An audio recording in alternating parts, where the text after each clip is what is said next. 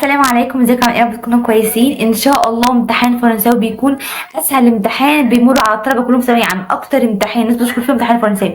بالدليل ان شاء الله اقول لكم ازاي بيكون اسهل امتحان، وازاي ان شاء الله هتحل فيه كويس وتقفله ان شاء الله، وازاي باذن الله في الامتحان تحل صح وتكون متمكن من درجاتك وتكون متمكن من اجابتك وانت بتحل. بص يا شباب، اولا الفرنساوي ان شاء الله كده يعني دي لغه يعني محتاجه كلمات، الكلمات محتاجه حفظ، الحفظ محتاج تثبيت، التثبيت محتاج حل. تمام؟ فانت محتاج تحفظ الكلمات اللي عندك، محتاج تحل الجرامر.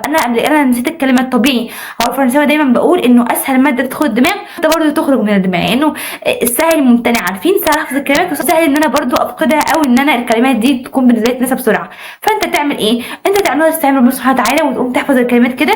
في مدرسين كتير زي مثلا دكتور فرنساوي او مستر حسين جبلاوي، وده انا بفضله بجد وبتشرحوه. انا في ثانويه عامه كنت بروح يعني درس وكده، ولكن مستر حسين جبلاوي كنت برضه بشوف فيديوز ليه وكده يعني، وكنت برشحه برضه الطلبه بتاع السنه اللي فاتت، وناس كتير شكروا لي فيه. فهو بصراحه الفيديوز بتاعته حلوه يعني وكده، وشرحه مبسط ان شاء الله. هات الكلمات وهو بيشرح الكلمات وعامل مراجعه للكلمات ومراجعه للجرامر. هات مثلا الكلمات وهو بيشرحها، امشي على الكلمات كده معاه، هيقول كل كلمه معناها ايه وكده. انت فرنساوي لو انت حفظت ان شاء الله الكلمات بتركيز وتمعن وبعدين حليت عليهم، ان شاء الله انت كده ضمنت الدرجه بتاعتك، يعني انت ضمن ان شاء الله الدرجه. فهو باذن الله هيكون اسهل امتحان هيمر عليكم ان شاء الله. بس حاجتين مطلوبين مننا النهارده ان شاء الله، اللي هو بقى على الامتحان خلاص حوالي 36 ساعه ان شاء الله. مطلوب منكم بس حاجات بسيطه كده ان شاء الله تعملوها، يعني حاجات انا باكد لكم ان انت لو عملتوها تفرق معاكم جدا ان شاء الله. اول حاجه تعملوها، انت خلاص انت سمعت فيديو الجرامر، الكلمات برضو سمعت مثلا فيديو للكلمات وهكذا. خلاص انت مطلوب منك ان انت تجيب بقى حل، هات بقى حل على الامتحانات الفرنساوي وحل انت بنفسك.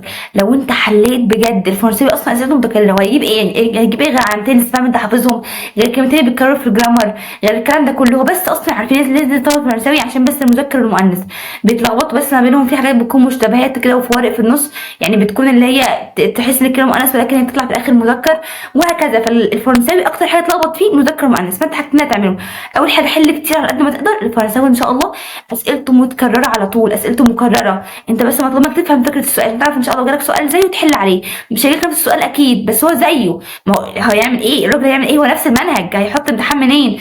فهو ان شاء الله هو نفس الامتحان اللي هيجي باذن الله، اسئلته بس بتكون مكرره ولكن مع اختلاف السؤال وصيغه السؤال. حل السؤال كويس، توكل على الله كده وحل امتحانات، توكل على الله وحل امتحان كتير وان شاء الله هتلحق باذن الله. تاني حاجه قلت لكم عليها المذكر المؤنث، اعمل كده مع نفسك المذكر المؤنث. لو في مثلا كلمه مختلفه في المنهج اكتبها كده على جنب، ان الكلمه ديت مثلا عدد نوعها ايه وكده واحفظها. الكلمات المختلفه اللي تحفظها، لكن الكلمات اللي اخرها حرف الاي، الكلمات مثلا اللي بيكون مش اخرها حاجه، الكلمات مثلا اخرها حرف الاس، الحاجات دي عارفه انها مؤنث وهكذا. انت بقى حط لنفسك اسكيما كده الموضوع ده. هات مثلا فيديو بس ده في اخر خطوه خلاص مذاكره، فيديو مثلا كده المذكر المؤنث مثلا، كيف تفرغ المذكر المؤنث في الفرنساوي، وهيجي لك ان شاء الله فيديو واسمعه وتوكل على الله.